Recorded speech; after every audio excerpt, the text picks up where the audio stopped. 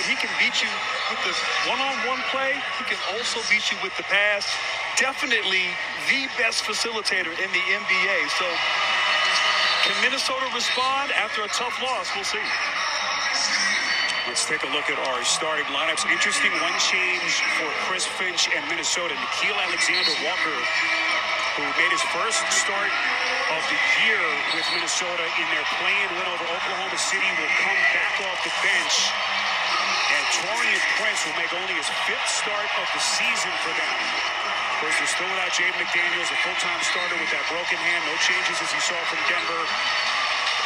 And here we go. Denver, a lot of people felt like aided by the week of preparation, at least physically. Minnesota had just one day off between the play-in win over OKC in Game 1. Let's see how they fare, Grant, here tonight. Yeah, Minnesota looked a little bit fatigued, maybe, as you talked about. A tough week last week, but a couple days off and make some adjustments here. And they are hoping for a better performance in this must-win game. Nuggets with a blowout 29-point win in Game 1. Jamal Murray was one of the stars. A Denver team that had the second-best home record in the NBA this season, with Memphis the only team better, and Murray picks up where he left off. And one of the things that Chris Finch talked about was having more force and resistance defensively, and right away, Murray easily gets to his spot. For it easy, too. Another big question, can Anthony Edwards get his offensive game back on track? That is Conley. Be the big night from him if they're going to have a chance here in Game 2. And he has played well since he's come over in the trade. Didn't have a great night there on Sunday in Game 1, but that patented floater still on display. Deadline deal from Utah. KCP next in a corner 3. And a good shooting start for the Nuggets. This team has been an absolute juggernaut in this building this season. 34-7. And when Jokic has played, they're 31-3 in this building this season. Edwards, and a good early sign for Minnesota. A great sign. Anthony Edwards has to be engaged, has to be aggressive, and has to put up big numbers here for Minnesota. Edwards' last 3 games, including the 2 play-in games, only 15 points, 33% shooting, and 19% clip Grant from deep. Murray walks a tightrope underneath, resets, 3 seconds to shoot. Murray has to hurry. Double team. Boy, they're going to get a foul here. What a bad break for Minnesota. Shot clock was down to 1, but they bail him out. Edwards picks up his first. And Edwards, who is capable of knocking down threes, hasn't shot a high percentage of those here as of late. Has to mix it up and not just always look to drive. Keep the defense off balance. We asked Chris Finch what he's seen from Edwards of late, and he said, you know, he's had the shoulder, he's had the ankle injuries that have ailed him a little bit, but he thought that Edwards was thinking a little bit too much early in that game the other night. Spoke to him the last couple of days. He said he needs to play faster, just let things settle down a bit. As you see what he's done over the last 3 games. Edwards, of course, just off the charts this year. A first-time NBA All-Star. And he's been incredible. And I love the adjustment to Chris Finch, putting him on Jamal Murray. Obviously, he's got to be careful picking up fouls, but getting him in the game defensively so he's not thinking as much on the offensive end. So both teams off to a good start. Taurean Prince trying to find some daylight underneath to Gobert. He's met at the rim by Gordon. So that'll be the first on Gordon, and Rudy Gobert to the free throw line. A 64% free throw shooter. Gobert, of course, still on the injury report, Grant, with the back spasms that have been an issue for him of late. But, of course, strapping it on again for his team.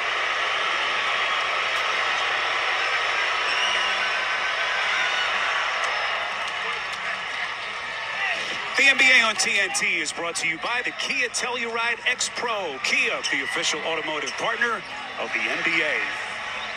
And you talk about Gobert and his importance, and obviously, has been a defensive player of the year, was brought in here, a lot of injuries this year. We haven't seen this roster as initially designed, but he's got to be effective. He's got to dominate on the defensive end. And, Chris Finch has used him almost as a guy on Gordon, let him sort of play a free safety to help, and let Karl Anthony Towns have the task of guarding Jokic. Jokic was overplayed, so they reset to Murray. Shot clock at 10. Murray thought about it. He'll fire. Splash! But he is locked in, and Denver retakes the lead. Right now, Denver has not missed from the field. Very efficient, very confident carryover from game one. Tough pass, Conley along the baseline to Prince, who misses an open corner three. Here's Murray, boy, you think this kid's happy to be back in the playoffs? Look at Gobert! What a block coming from the backside. Edwards inside, muffs it momentarily. This is Prince, likes the matchup against Murray. Little Euro step, making it look easy. Had too much for Murray. And that's going to be there. You know, Denver, not a great interior defensive team. So not settling, attacking, and getting paint touches as Prince did just there. Michael Porter Jr., now to Jokic. Minnesota, of course, we mentioned the absence of McDaniel, still without Naz Reid. Was out with the wrist fracture.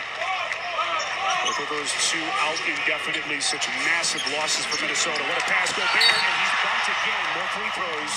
And what vision by Edwards to find him underneath all by himself as Porter picks up his first.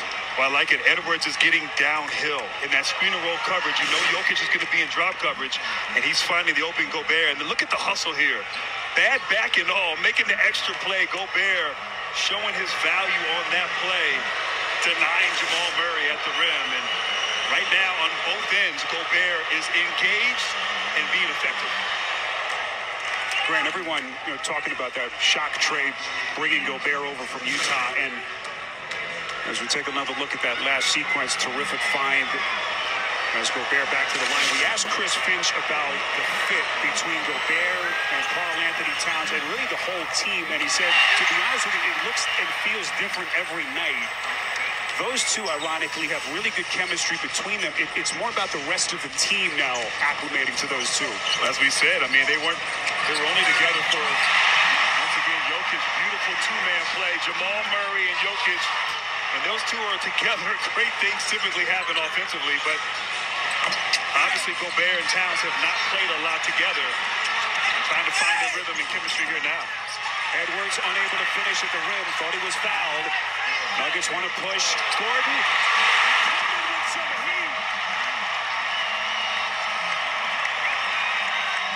And Denver's starting to carve him up in the transition. Conley blanketed in the corner. Now Minnesota resets. Just trying to gather that initial punch that they were expecting here in front of a packed house in Denver. Karl-Anthony Towns has been awfully quiet so far. Misses his first look. Gobert's tip won't go. And his last touch by Rudy Gobert. And transition defense is a must against Denver. So good in this building on the road. The ball barely touches the ground. Unselfish play. You've got to get back and contain the ball against this Nuggets team.